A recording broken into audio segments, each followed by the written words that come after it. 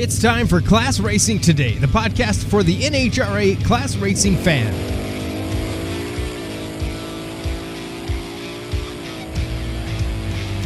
Welcome back to Class Racing Today, classracingtoday.com, classracingtoday@gmail.com. If you have any comments or questions, send us an email there. If you want a shirt or sticker, you can send that along as well. If you want to help support the show, send us a note.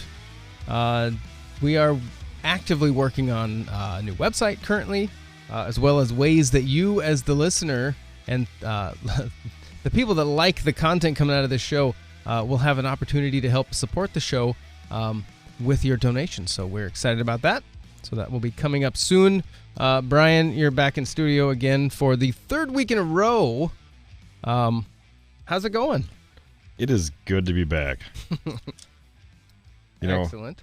I think it's like anything. It's just getting in the routine, Mm-hmm. Just like driving a car. You got to be consistent. It's getting my mind right. The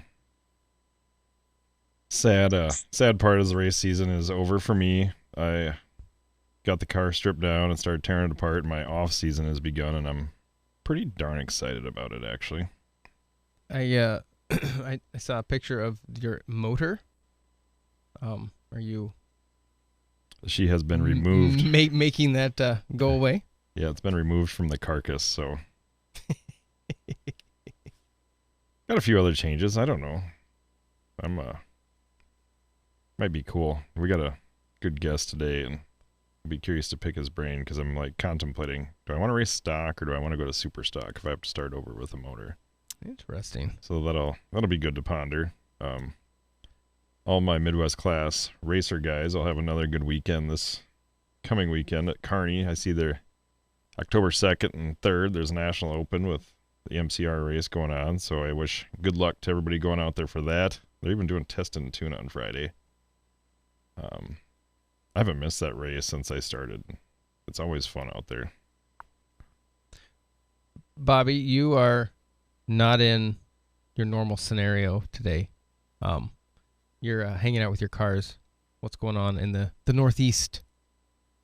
Yep. Well, today I'm in Pennsylvania, and I was unable to race the Division I double in Virginia this past weekend. So it's like my season peaked out after that national event at Maple Grove. I haven't even been able to race since. So I might as well just retire. I won my national event and I retired. That's it. But no, there's too many things going on in the Fazio world right now. We had weddings. We have grandparents that need care. My wife and stepson. It's just things are going crazy right now. But I hope to get back in the seat. 2 weeks we have a divisional, Cecil County, Maryland. So I'm looking forward to that. I really want to start ripping some gears again, and actually potentially maybe traveling to Vegas and Pomona. Vegas end of October, Pomona in November, to spectate, maybe even drive something. Not sure yet. Something could be in the works, but have to speak with a gentleman about that possible scenario. Sweet. Did you think it would get easier after you got married? Sure. I think we warned you about that. Like, it will not get any easier than it is while you're single and irresponsible. It's not the marriage part. It's the kids part. I mean, you could be married and do whatever you want. You throw a kid in the mix. Now it's just like, there's football practice. There's school. There's whatever other extracurricular activity. And, then there's work on top of all that. So I'm going to say right now, there's a whole bunch of people looking at their radio or the YouTube or however they're watching this and going, Bobby, you're full of crap. It doesn't matter about the kids. It's getting married that makes this way more difficult. Unless you're like the great, like the Cottons, like, let's just race together, like, or the Holtz, You got to have a wife that likes to race, and then you're probably busy filling her car with gas and making sure she's running good. Or maybe she's fixing your stuff. I don't know. We all know Paula probably carries Team Cotton just like Sheila carries Team Lupe. So, yeah, see, that's tough. I think I'd rather have the Larry Hill approach or the Tim Barrett approach, where the wife travels with you and supports you like 110%. but you only have one car to worry about. I don't know that I could do 2 and 3. I mean, unless I had like a J-Rod on my team taking care of all that for me. Man, it's too bad. It's too bad J-Rod's married. You can marry him, and then it'd be perfect. He could follow you to the track, fix your cars, and he'd be a really cool guy to talk to all the time. Right? And we're the same height, and apparently we dress the same. You guys are pretty snazzy dressers. That was right. Oh, goodness gracious. The one night that we run into each other, we're both wearing black, gray shorts and a black shirt, and we're the same height. And we had like the same beards going on that night. Everybody thought we were twin brothers. It was pretty funny. My first night in Indy. Unforgettable. Yep. Unforgettable. That was classic. However, I mean, this guest tonight, Brian, I brought this guest on just for your benefit because I know you're going to learn something tonight. I mean, I'm going to try and learn as much as I can too, but I feel like everything I do is just for you. I'm just that kind of person. I appreciate it. You're a giver. How many people have you given the race to this year? So, I mean, you're always trying to help people out, and everybody appreciates it. I know. I got rewarded tenfold. That's why I said I need to retire. There's no way. It's better to give than receive, I guess. Yep. All right. So tonight's guest is a former world champion, 2008 world champion. He's a 3-time division world champion. He's won 13 divisional events. And despite all those accolades, he won his first national event just this year, a JEG Sports Nationals. And he was a recent runner-up in a national event in St. Louis. So we have Mr. Ricky Decker. Ricky, how you doing, sir? Great. How you guys doing? Excellent. Now, Ricky, where do you come from? Indiana, right? But what city in Indiana? Charlestown, Indiana. It's about 15 miles north of Louisville, Kentucky. Oh, all right. So basically Louisville. Yeah. So you have been racing for quite some time, 30 years from what you're saying, and Superstock iAutomatic 94 Camaro currently with the LT1 in it. How long have you been driving that car? We built it. Actually, my dad and brother built the car from a body in white. We started running it in 1998. 1998. So you talk about seat time. You've been running that car for quite some time. So your dad and brother built it. And I mean, well, on the subject of the car, then who builds the engines and the transmissions, and just give us the whole run through of the car. Who does everything there? Parsons and Myers does the engine out of Dayton, Ohio. A&A Transmissions is working on it's a Pro Trans. A&A is redoing it for me right now. Lynch Schneider does the converters. Lynch Schneider is West Coast guy, right? Yeah. Is he California? Okay. Yeah. And as far as the transmission, is that a metric or It's a Turbo 350 Pro Trans. Turbo 350. Okay. And Pro Trans, they used to be in California, I believe, but now they're in Texas. Yeah, I bought it. We bought both of the ones from them, but A&A is so much closer and you don't have to ship it. So we just take it to Indianapolis in the winter. All right. So is that an LT1 combo, correct? Yes. Ooh, that's a good question. How do you fix the OptiSpark? Everybody always asks, how do you make these things work? We don't have to have those in super stock, so I've never had the pleasure. So the answer is you get rid of it. I've never worked on one. Apparently that's the good answer. Exactly. No OptiSpark. Poor, oh God, the stockers. That's just like, you're just playing with fire with that thing. That's crazy. So fortunately for you, you don't have to deal with it. But so you've been racing for 30 years now. I mean, I thought you were a little younger than that. Your division championships, you won a division championship in 1996.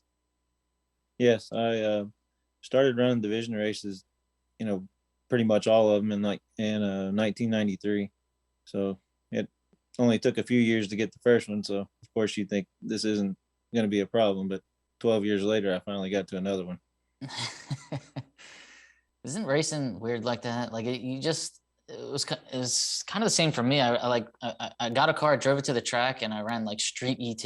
And I mean, I sucked for the first month. Let's be realistic. And then I won my first race, and I was like, oh, this isn't that bad. I could be really good at this. And then same here. It was just like it takes a while. Like you can be awesome one day, and then like first round loser the next day, and it's just like this game really puts you in your place sometimes in the worst way. You did an awesome job a few weeks ago.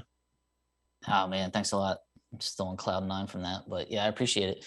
But 1996. So you built this car in 98. So what? Let's go back to, first of all, what year did you turn 16? 1988. 88. All right. So you apparently have started racing right away when you turned 16, right? Can you tell us all about this? Yeah, we actually had a 69 Nova. It was actually super stock automatic and super stock J automatic that my brother and my dad had raced. So that was the first car I started racing. So right into super stock, no like brackets, no nothing. The first thing you went down the track in was a super stocker? I raced a street car one time, but yeah, other than that, we started basically in a race car. Oh, man. What was the combination of that car? Do you remember? It's a 350, a 255. It was a 1969 Nova. Do you remember? All right. Any success in? Do you remember who your first race was? Actually, we had the local track, Ohio Valley. They had a Wednesday night gamblers race, so we went out there and raced in that, and somehow won the first time. You know, it was a small race, but did end up winning. Then you were hooked. Oh yeah, well, it was long before that. My dad started racing in 1981, so we pretty much grew up at the track, and that's all we've ever done. Has he always been stock type racing, or did you do anything else? Yeah, pretty much. Yeah, we've not had any bracket cars to speak of until my kids in the last 4 years, I guess 5 years. Cool. Had you been to Indy or anything like any of the big races then before, or does that come later? Actually, we had a guy we had a 67 Camaro also at the time.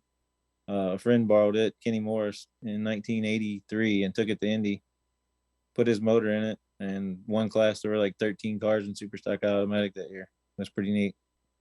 Wow. Yeah, you always hear about the heydays and just different people I talked to at the track about what it was back then, and they said, man, Indy was just, it was just electric, and the cars and the competition, it would have been something really cool to see at that time. Yeah, it was definitely a different time. Racing and chilling everywhere. 180 cars showing up, only 128 getting in. I mean, I do wish I could have been there for that, just to seen that. Because I just went this year for the first time, and there was like 132 cars, I believe, so it wasn't too hard to get in. Yeah, it's definitely a different time. It definitely seemed more fun back in that time. Oh, thanks a lot. So I missed it. Yeah. Maybe next year. Well, back when everybody had carbureted cars and you were racing against the same things, you know, you were actually doing something because you were racing the same things as everybody else. Yeah. Now this 94 Camaro, what's the advertised and NHRA rated combo? It's advertised at 275, and it's only been hit 4 horsepower to 279. Wow, really? Now, Brian, that's different in stock, right? For this combo, that's not your combo though, right? Which you have that. I want to say the LT one's rated at like 342 maybe. 358, I think. Yeah, no, I think I think you're right, because it's got more horsepower than the LS and the stick, but it's less than the LS. Right. So they definitely the LS and the LT one in stock are like demolished. Then that's the long and short. For sure. Okay. There's still a little hope. I mean, it's overrated, but hey, they're good combinations. So we've been fortunate that everybody kind of works together and protects the one that we were running. Yeah, nobody did that with the LS. Like, they must have just everybody hated each other. Like, let's see how fast we can beat this thing. Well, there were 2 of them that ran against each other. We won't mention any names at Columbus one year, and they went 120 under racing each other in class. So that's a double hit then, isn't it? It wasn't good. If one of them's going 120, they might as well both just do it, right? Does it make it worse? Same engine builder, friends. Probably shouldn't have happened, but it did. Oof. Other than that, you Chevy guys do a great job of working together. And I've always admired that, and I've probably said it on here 100 times. But like, there can be 20 or 30 Chevy guys running the same combo. They all keep the average down. They all work together. It's great. If one of them has to go fast for a reason, the other ones keep it down. There will be like 4 Ford guys running something, and all 4 of them want to go as fast as they possibly can, and they just ruin it in a couple of years, and then that's the end of that.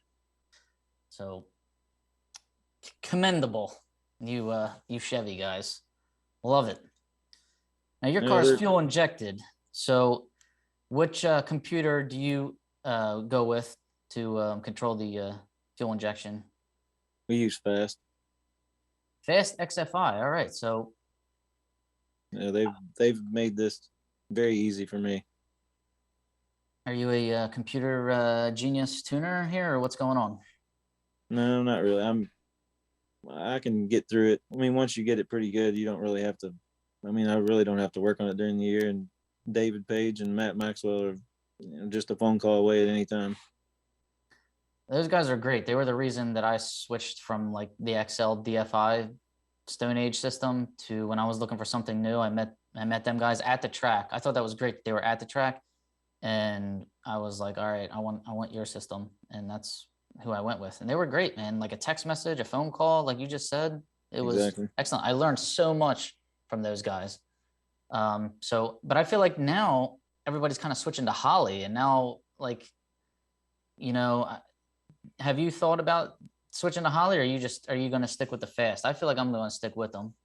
I'm going to stick with it. The supports, like I say, at any time, any time of the day, normally I can get help if I have a problem. We have it on one of our bracket cars too. One of our bracket cars does have Holly, but we bought it like that, and I don't even know anything about it.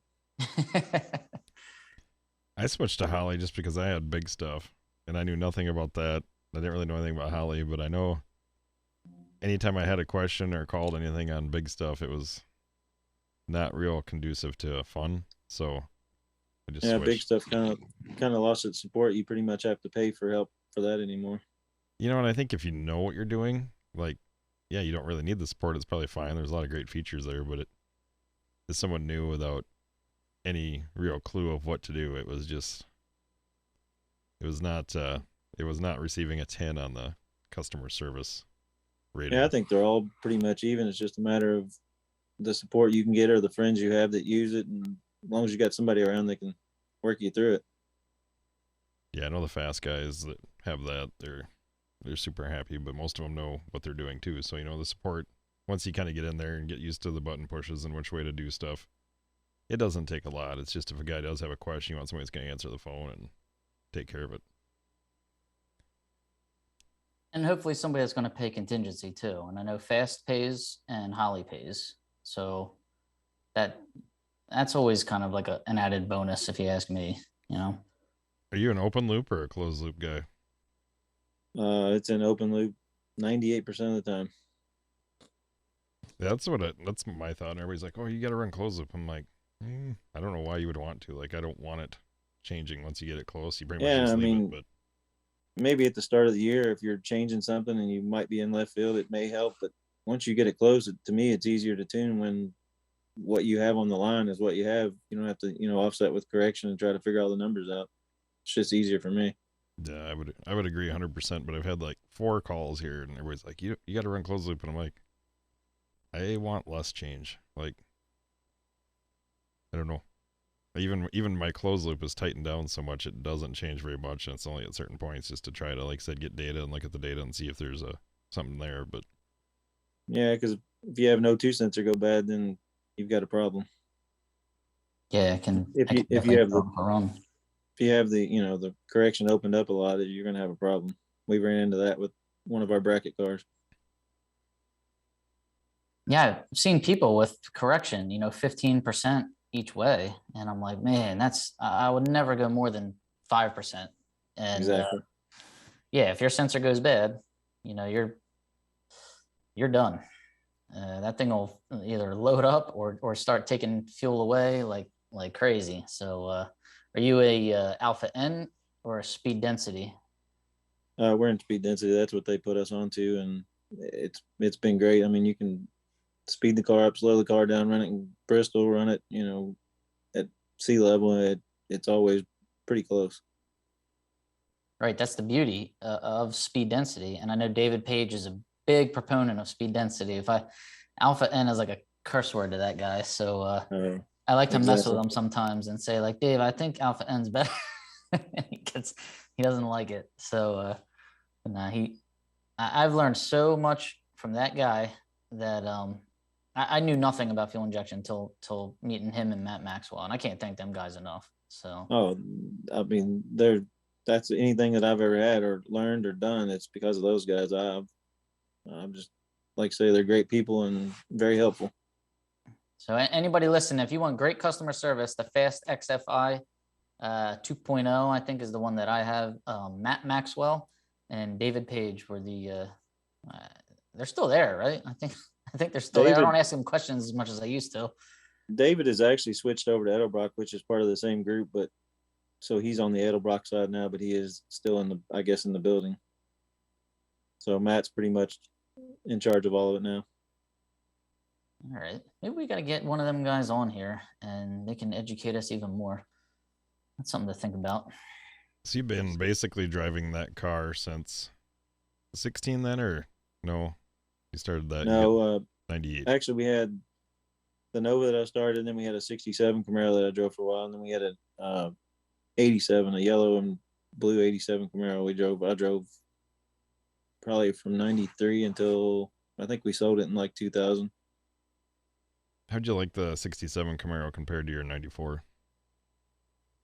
I didn't actually race it a lot, but there's definitely a difference. Those cars are really noisy inside, and it's just a lot different. These are quieter and way smoother. Yeah, I love the look of the 68s, and I'm not a huge fan of my 98, the Gen 4 style. I like the Trans Am's, just the bigger spoiler, bigger hood, but man, as far as working and getting down the track and the Gen 4 is really hard to beat as far as a race car. I don't know a lot about it, but I know if I can make it run pretty consistent, it's just a pretty good package. Oh, they're awesome. We have 2 bracket cars, small tire cars like yours, and they're great. So you've been in there a long time. Do you count the tree down, or do you block, or give us some insight to that? Probably since the mid 90s, I've blocked the tree probably 95% of the time. Do you struggle at night? You got any secrets to help there? When I was young, it didn't really bother me. I raced every weekend just about, and I used it, and was pretty successful. Once I started not racing as much, it started giving me problems. So anymore, I don't even bother. I just get it out of the way and do the best we can. I'm trying to think. I can't remember who's the guy that holds the card when he blocks. He was at Bohannon's race. Drove the Camaro, old style Camaro. He actually holds a card. I know. I heard Is it Bones? A story that somebody was doing that at Butner's race and dropped the card and it turned the car off. Yeah, it was the same guy. So he's actually holding the card, blocking the light, and then drops it when he launches. And yeah, I heard that story. I heard this too. Who was it? Oh, is it Ewing? Ellison, wasn't it? No, yep, Edmund. Edmund Ellison? Yeah, there's 2 brothers. I'm not sure which one it was. It was the maroon, 68 Camaro Firebird or whatever, I think. Because I was spectating on Sunday at that race. I'm like, holy crap, he is holding the card, and that's where somebody said as it dropped and hit the ignition switch when he launched. But in a way, that'd be handy too. You can get up there right away. I like mine fixed. I like to know where they're at. Got them locked down. They're always in the same spot. And one less thing I have to worry about in the car is better. Yeah. Well, they changed the rule back, I don't know, 4 or 5 years ago where they had to be mounted. We used to just stick them in clips, but then something happened and they wanted them mounted where they had to stay bolted in. So that's a rule then. It was a few years ago. I haven't heard anything lately, but supposedly mine are. They flip up and down, but they are mounted. So talking about the big money stock races, super stock races we had this year, you were a part of both of those, right? I only made it to Bohannon's race. I didn't make it down south. What were your thoughts there? I like it. I like the whole, everything about it. It was kind of early for this part of the country for everybody to show up. I had to get my stuff done early, and it's surprising that people don't show up. Yeah, I was kind of the same boat. I pretty much started my car there as I tried to get it out of the trailer and get it running for the first time. It was a little early, but the atmosphere there was pretty neat. It was really good group of cars and good group of people. And what do you think has to change to make those more successful to get a bigger turnout? I'm not sure. Obviously, there's a lot of people that don't want to or don't care to race for the big money. It looks like there's been several. The ones that Michael Beard and them had in Columbus, we went to those and they were never well attended either. I always wonder, they had CIC races and class and everything else, and nobody showed up. I've had a couple conversations with people just as far as, so what if you maybe back the money down a little bit on the top and spread it out more in the middle, so maybe it pays, like second, third round. Work. If that would get more of the people, because I heard a lot of, oh, I'm not going to make it, or all the hitters are going to be there and we don't stand a chance. I just wonder if you'd bring in more of the I don't know what you want to call them. I mean, everybody in this this racing is pretty darn good. So I mean, there's no. Yeah, that may help. There's just a mentality of, oh, somebody better is gonna be, oh, Ricky Decker's gonna be there. I'm not gonna go. I don't stand a chance. Well, any day, anything can happen. I mean, I agree 100%. I found a lucky rabbit's foot in St. Louis. Bobby won a national. I mean, it's when it's your day, it's your day. And it doesn't seem like a guy can do anything wrong. So I just wish there was a way to get more of those people in there. And if you maybe load up the middle to the lower end with some of the extra money, if that would help incentivize people or not, it'd just be nice to see them be able to go. Yeah, that's very possibly the mentality of a lot of the people. I mean, but all you have to do is share your opinion with the people that are having the races, and maybe things could be different. I'm a fan of that. I'm a fan of that early round money, Brian. I don't care if it's 10 grand to win up here. I want to make 300 or 400 to win like second round. We're gonna have 5 grand to win third round, and then there we go. 2 grand. I would to be win there the in a heartbeat. You make it to third round, you split the purse. Everybody just splits. We stop racing at third round. You got to be team no split. Splitting's for quitting's what everybody says, Then I'm a quitter. So do you have a family then, Ricky, or you got anybody else coming up racing? Yeah, I have 2 sons actually. Jacob's 26 and Joshua's 21. Both of them race quite a bit. You start in like juniors, or do you go right to stock? The youngest one ran juniors for a few years. Jacob, the older one, didn't. They bracket race constantly now. So you want to turn any of those cars into stockers or super stockers? No, they're both stock eliminated. I mean, short of a few things can run stock, but they enjoy bracket racing.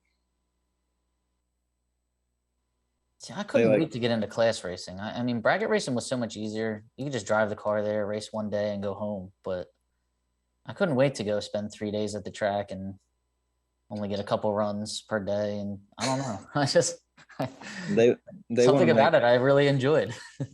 They want to make 10 runs a day. That's kind of me. I'm like, oh, there's 2 classes. I got extra time. Yeah, sure, we'll double class it. Stockers make the best bracket cars, These cars are double classed every time they show up at the track. If you wanna find weak links, that's the way to do it. Yeah, we haven't gone through too many parts, but things are going to happen when you make 400 or 500 runs a year. Well, that's even so. My oldest is 14, and so he's like, "Well, I didn't really do the junior thing." But I'm like, maybe I need to get another stocker, and that way, he likes going. He's starting to get now where he likes to drive. So I'm like, might be a good introduction. I don't know. The junior thing looks like a lot of work. Oh, it's a headache, especially when they start. That's the most irritating sound ever. I'm like, yeah. Oh, did I just agree with that? Oh, I hope I don't offend anybody. Yeah, it was fun. We did it for several years, but they're definitely difficult. Have the kids had pretty good success? Yeah. Oh, yeah. The Jacob races a lot. Josh ended up working. He's moved to Columbus, Ohio, working for Jeggy now. He's transporting his cars to the track and working on those, so he isn't racing quite as much now. So are you the crew chief, or is it like my kids and they still know way more than you know, so they don't listen to you? Well, they've been around it since they were born, so they've gathered quite a bit of information, but They do well. You know, it's going to go full circle when you guys all start racing super stock. Then they can get your stuff ready. Yeah, they bracket race a lot. They were in Ohio last weekend racing. I think you're just trying to keep them out of super stock so you don't have to race against them. Is that what's going on here? No, I've already ran into one of them. Who won? He did. Oh, It was last year at the Indy Points race. He was driving for Irvin Johns. He ran, I think it was third round. oh, one of those Indiana Jones cars. Yeah. Indiana Jones cars. Yes, sir. Oh, those are. I mean, those are good cars. And your car's a good car too. So I don't know. That's a tough call right there. Yeah, they're good people. They live 10 miles from me, probably. They're fast cars too, right? Yes, sir. Was it Todd France drives one? Irving Johns drives one. How many of them are there? Are there 3 of them? I think there's 4 or 5 actually. Oh man. Yeah, actually, I hitched a ride back from St. Louis last night with Todd France, and they drove a car back, so I hitched a ride back with them last night. So how do I get in one of those? Give him a call. All right. See if he's listening to this show right now. So as a guy that races super stock, 2 kids that are racing, you know, the bracket scene, big money bracket stuff. How do we get more of those people to come to super stock? I'm not sure. It's the money that it costs to do it is so high, and it's tough mentality. They just, most people just want to race. Have you ever done any like association stuff, or are you just strictly NHRA? Yeah, it's not really association. Bowling Green has combos during the year, and our local track, Ohio Valley, has some combo races too. So we have races quite a bit. What do their purses look like there? I haven't ran much around here lately. Bowling Green, I think this year switched to 2,000 to win, I think. Let's see, we're pretty fortunate. We're pretty fortunate here in the Midwest, just because all of our association. I think most of them are 2, 3. I think there's one that's 4,000 to win. But they pay real heavy. Like second round, you get your money back. Get $100 to win. Wins. Make it second round. Stuff like that, I think, really helps drive it around here. I mean, I can go race a double, just about. What is there? 10 races a year, or 10 weekends a year, basically. So there's 20 races you can go to for $2 to $4 grand to win. I mean, it's yeah. You all seem to have one of the best association for the classes that there are. It kind of spoiled me a little bit because the NHRA, the divisional thing was cool. The national event was really fun. I definitely want to try one of those again. But it's like we can basically big money bracket race, in a small scale, 20 races a year within 7 hours. But yeah, the money's just not in NHRA like it used to be. I was not fortunate enough to win a national event when 40 stickers, paid. Bobby, you just went through that. You seen what it was. Yeah, and I heard stories my whole life. Oh, I won 20 grand when I used to win national events, and even my good friend of mine won one in 2014. He got 10 grand. I'm calculating I might get about 6,800. I think that's about where I was. I didn't realize there was such a disparity on what it pays. Like, maybe that's the divisional races, but each division pays differently. Yeah, for sure. It's like not advertised. It's hard to find. Division 1 has been very transparent with theirs, but I ran Division 2 a couple times and I couldn't find anywhere how much it paid and how much the entry fee was cheaper. I was like, oh, sweet, it's cheaper to run down here. And then it's only after asking around, the payout wasn't quite like we get $2 grand to win a divisional up in D1. It wasn't like that in D5 a few weeks ago. No. That was about 1,000. Yeah. Obviously, we're not doing it for the money, right? Yeah, that's tough. Why? I wonder why that's just not like mandated all around the country. But I guess I don't know if the tracks have to the tracks pay that out or the division pays that out. I'm still not even totally sure how any of this works. I mean, you would think it would be standard through all the country. It's 200 they did raise our entry fee. It's 200 to run a divisional in D1. It was 170 for the longest, but they raised it to 200. It used to be 1,500 to win and 600 to runner up. Now it's $2,000 to win and 1,000 to runner up. And I think you get more for semifinal. So that was one of the instances where I figured, the extra $30 is worth it. Oh yeah, I think most people would be on for that. And we have a lot of perks right now. Like ATI gives us 500 extra if you win, 250 to the runner up. There's a lot more like cool bonuses if you go right on. If you best light of the round, we have like bounty hunter awards. So D1 has really come alive and stepped up. Thanks to other racers. Other racers are doing those perks. So they had a bonus thing at when I was in Earlville, and when I went in the gate, the lady asked me, which I didn't understand.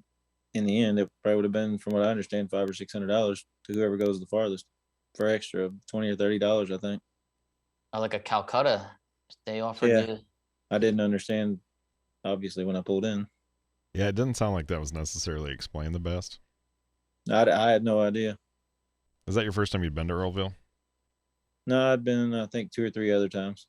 I like that place. Nice place. I just love how, like, once you're in the staging lanes, you can pretty much roll right up into the water box and turn over that grade. It's a really neat track. Yeah, it is. Wait, so at the gate, if you wanted to do a Calcutta, like when you came in and paid your entry fee? Yeah, if you paid, I didn't understand what they were asking, but I think it was $20 or $30 extra. What was the entry fee? I can't remember. Huh? Yeah, there was 1,000 to win in D5. So D5's not okay.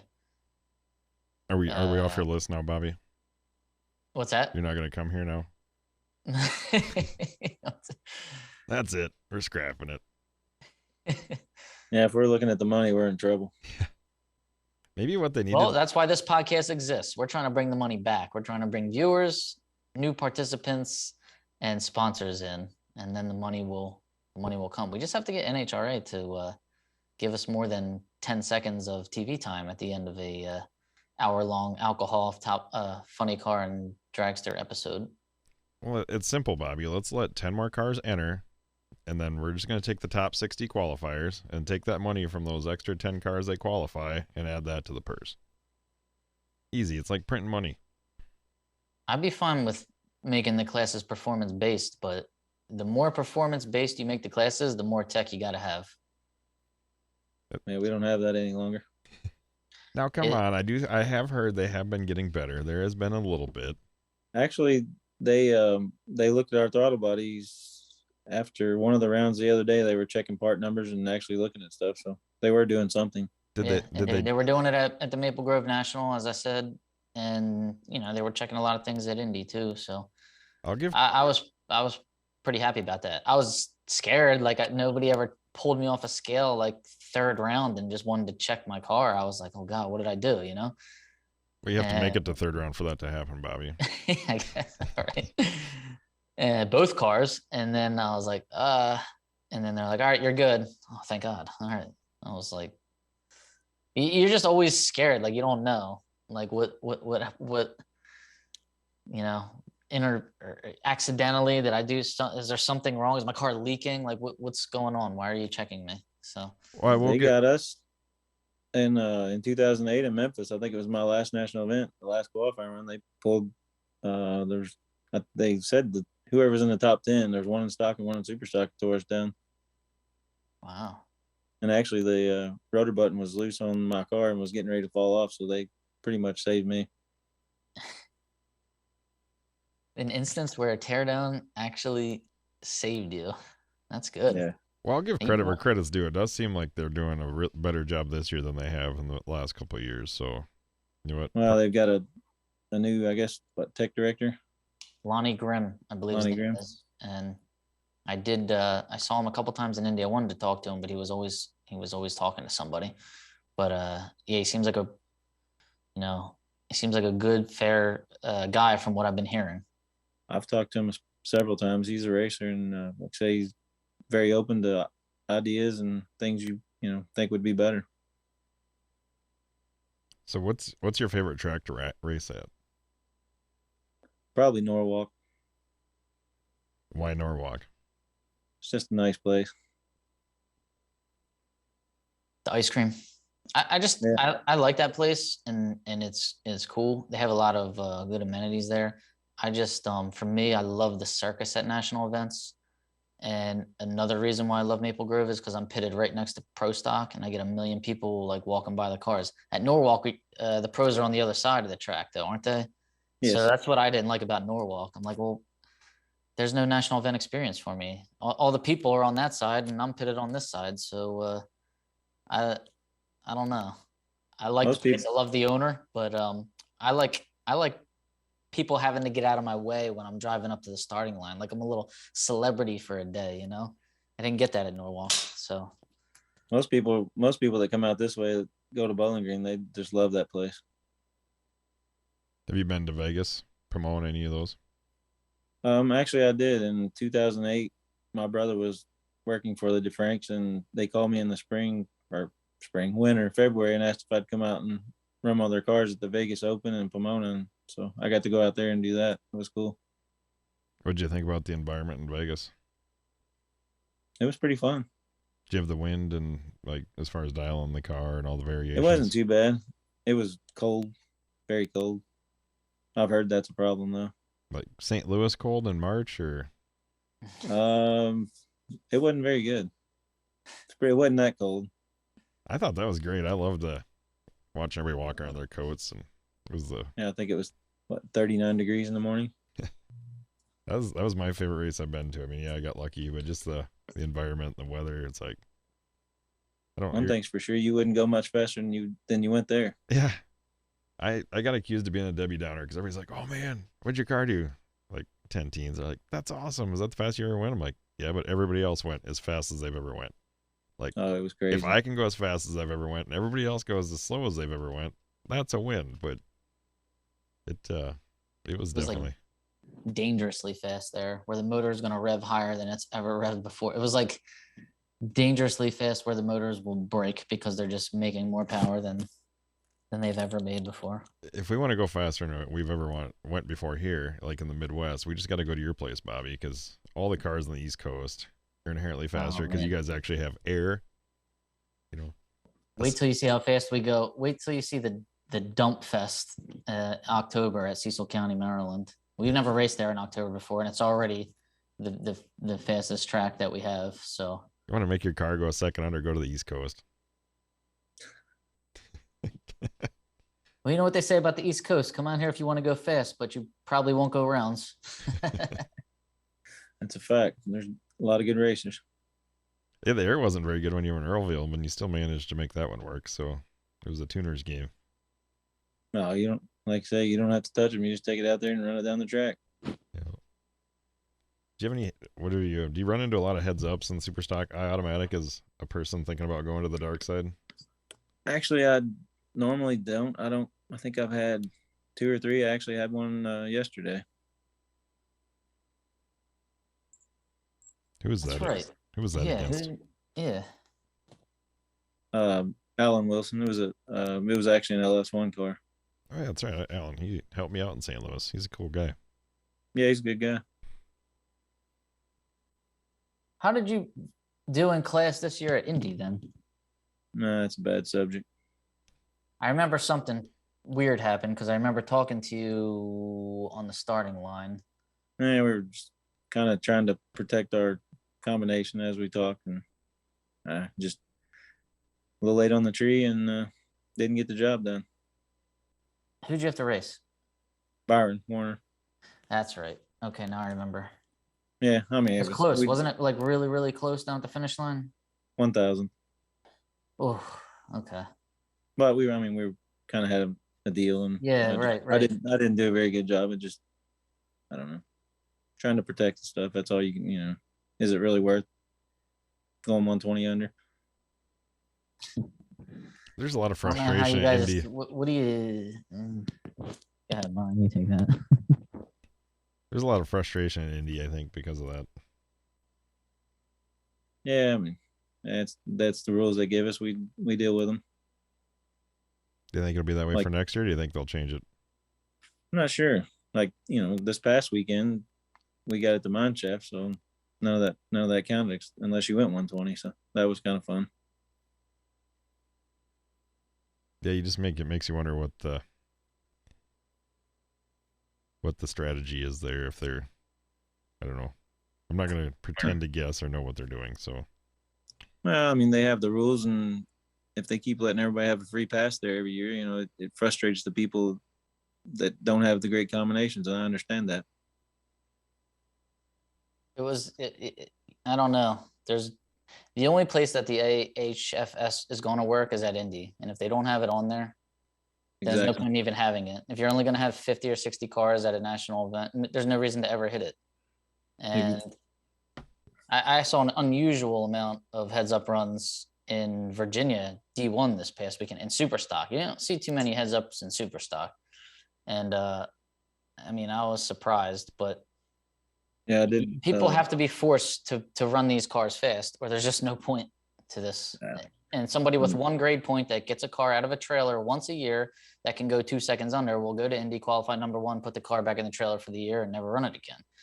And then you're never going to have, I mean, we've got a great combination, and we try to keep it that way. But you pay the toll too, right? Like you're working on it, you're trying to go faster, you got to figure in your averaging. I mean, there's smart ways to do it. I mean, oh yeah, I mean we've got a good system. The way we can do ours, we can kind of make it run about what you need to make it run anywhere you go, and it's fairly simple to get it to go as fast as it can. So it's the way the rules are written, and we have to play around them. How many runs do you get out of that thing before you got to freshen it? We do it every year. It normally gets about 120 or 130.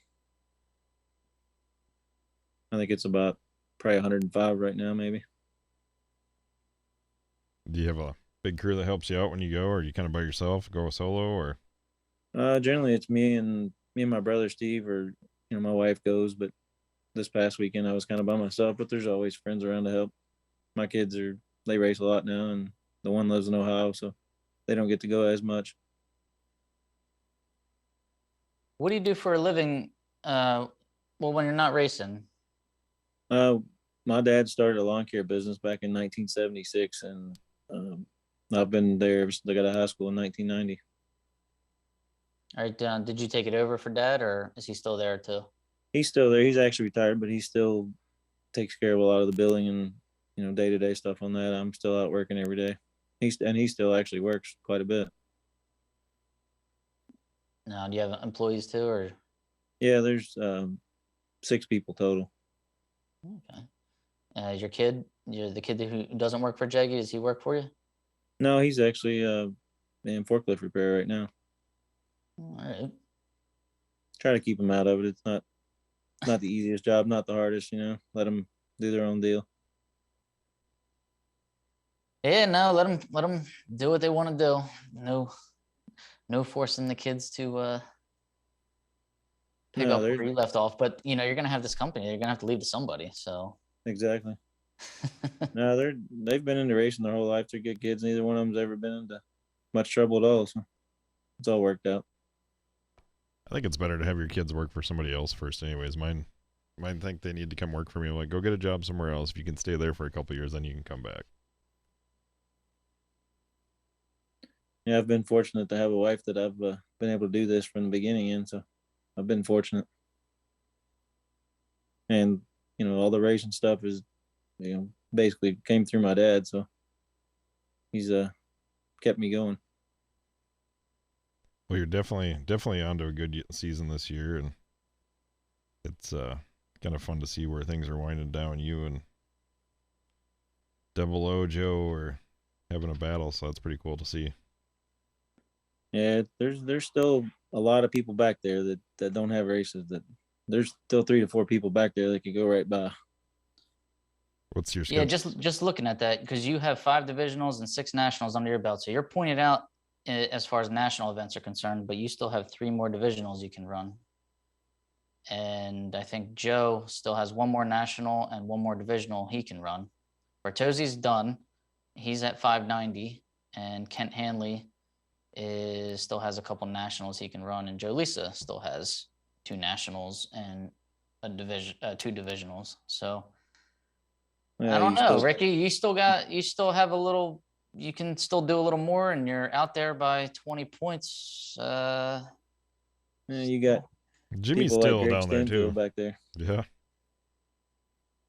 Stanfield. Yeah, Stanfield's only run one national event. That's a first round loss. So he can still run 5 more, but how many more national events are there, and how many is he going to go to? I guess that's I believe he'll make it to all of them. And I mean, there's just off the top of my head, Jimmy DeFrank, Jody Lang. There's people out there. What's your season look like with going forward? We got the double points race in St. Louis this coming weekend, and more than likely I'll be in Rockingham at the end of next month. Awesome. All right. Yeah. So we'll see if you can keep that lead, protect it.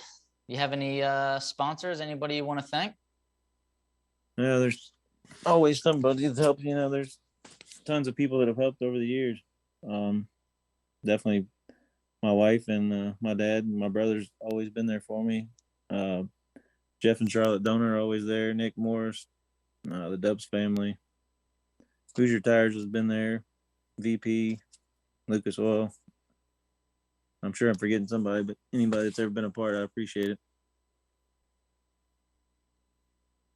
All right. We appreciate you taking the time to come on to the Class Racing Today podcast, and we wish you luck for the rest of the season. And have a safe trip back to St. Louis. Good luck at the double this weekend, and we'll be checking in to see how you do. All right, guys. I appreciate it. I like the show.